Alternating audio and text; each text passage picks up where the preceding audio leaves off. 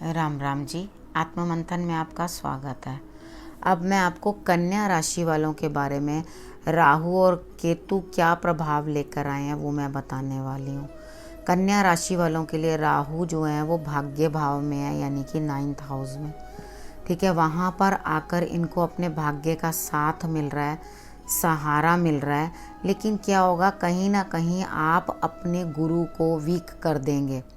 ठीक है, आप एक गुरु तो शुक्राचार्य हो गए, एक गुरु हो गए देवगुरु बृहस्पति। तो कहीं ना कहीं गुरु जो है वो कमज़ोर, या पिता जो है कुछ ना कुछ राहु से प्रभावित होते हुए दिखाई देते हैं। तो आपने करना क्या है, धर्म स्थान के अंदर आपने नारियल ज़रूर चढ़ा देना है उपाय के तौर पे। अगर आप धर्म स्थान में जाके नारियल, वो घर के पास हो दूर हो कोई प्रॉब्लम नहीं है, अगर आप चढ़ा दे रहे हैं घर पे मंदिर के अंदर, तो वो आपके लिए बहुत अच्छा रिज़ल्ट और भी अच्छा आएगा। तो आपने चढ़ाना कहाँ पर है, आपने कोई भी लेडी गॉडेस माँ दुर्गा को आप चढ़ा सकते हो, आप लक्ष्मी माँ के पास दे सकते हो, आप इन दोनों को चढ़ा सकते हो। और वहाँ पे आप वो नारियल जो है वो वहाँ रख कर के अपना आ जाना।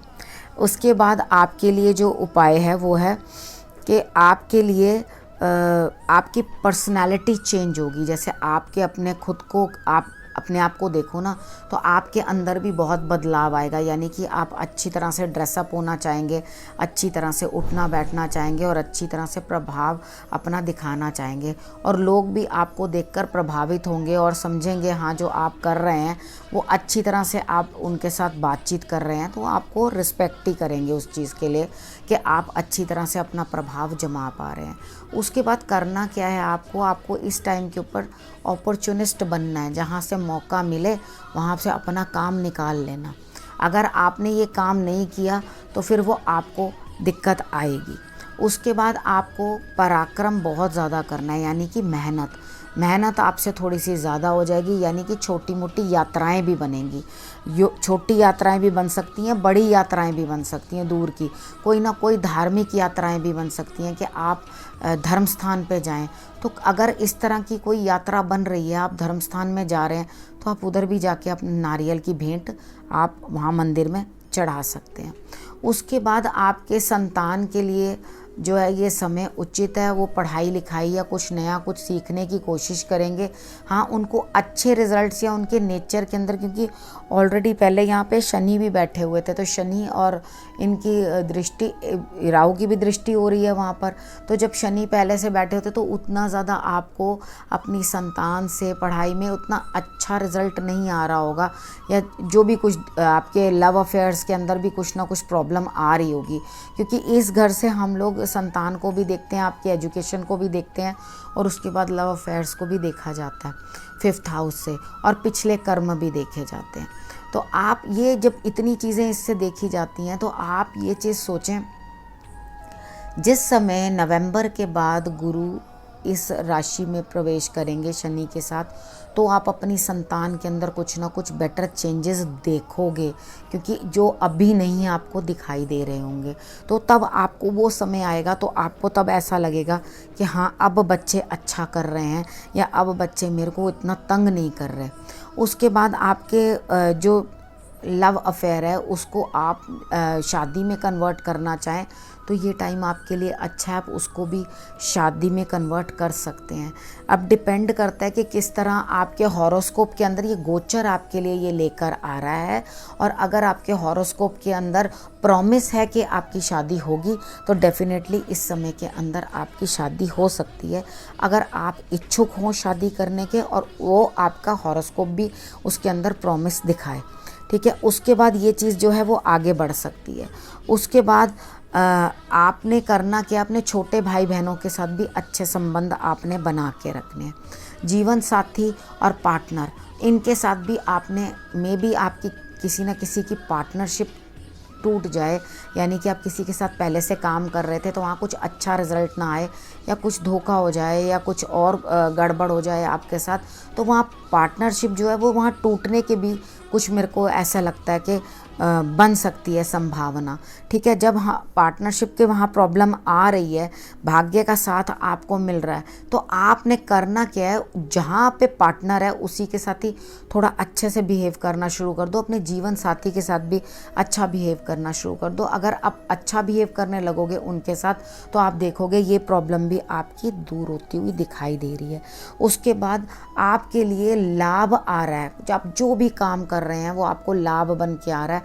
भाग्य का साथ आपको मिलता हुआ दिखाई दे रहा है। विदेशों से भी आपको लाभ हो सकता है, आप बाहर जा भी सकते हैं, उसके लिए भी आपको कुछ ना कुछ जो है ये सारा कुछ दिखाई दे रहा है। उसके बाद आपने मेन क्या करना है कि आपको कोई थेफ्ट ना देखना पड़े, जैसे आपका सामान कोई ले ले, यात्रा में चलते ले ले, कोई आपका मोबाइल गुम हो जाए या कुछ वॉटएवर, कोई आपको कोई ना कोई सामान जो है, आपका प्यारा सामान जो है वो कहीं ना कहीं मिसप्लेस हो जाए या चुराया जाए। तो इस तरह की यात्रा में आपने इन चीज़ों का, अपने सामान का ध्यान रख लेना, वो आपके लिए ज़रूर सही है। ठीक है, आपकी क्योंकि राशि भी ऐसी ही है कि जो बुध के सानिध्य में आती है, तो अगर स्टार्टिंग के अंदर बुध के अफेक्ट जो है वो आपको दिखाई देंगे, वो केतु के अंदर भी, तो आप मेन सबसे पहले आपकी राशि के लिए आप गणेश जी को दूर्बा चढ़ा देना, और उसके बाद आप गणेश जी की आराधना जितनी कर सको उतना अच्छा। अगर आपका बुध आपको ज़रा भी प्रॉब्लम करता है, कोई नर्व्स में प्रॉब्लम हो रही है, दांतों में प्रॉब्लम हो रही है, पैरों की नसों में वेरिकोवेंस की दिक्कत हो रही है, कुछ भी ऐसे नर्व्स रिलेटेड प्रॉब्लम हो रही है, आपको आंतों में दिक्कत हो रही है, तो आपने करना क्या, अपने कबूतरों को दाना देना है। ज़रूर कबूतरों को ज़रूर आप खाना दें, लेकिन अपने घर की मुंडेर पे नहीं देना और कहीं और नहीं देना, क्योंकि आपकी राशि जो है बुध से प्रभावित है।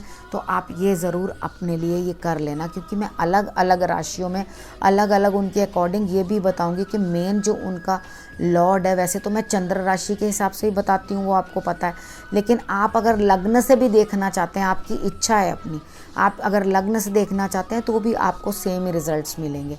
मेन क्या है कि जब हम चंद्र राशि से देखते हैं तो वो बहुत जल्दी जल्दी चंद्र चेंज होते हैं एस्ट्रोलॉजी में, उसके थ्रू ही देखा जाता है। लगन जो है पूरी की पूरी आपकी पर्सनैलिटी के ऊपर इफेक्ट दिखाता है, तो ये आपके मन के ऊपर क्या इफेक्ट होना है या किस तरह से आपके ऊपर इफेक्ट होना है वो बताता है। और ये बॉडी के ऊपर होने वाला लग्न जो है, अगर अपनी बॉडी के बारे में समझना है आपने, तो आप लग्न के हिसाब से उसे चेक कर लेना।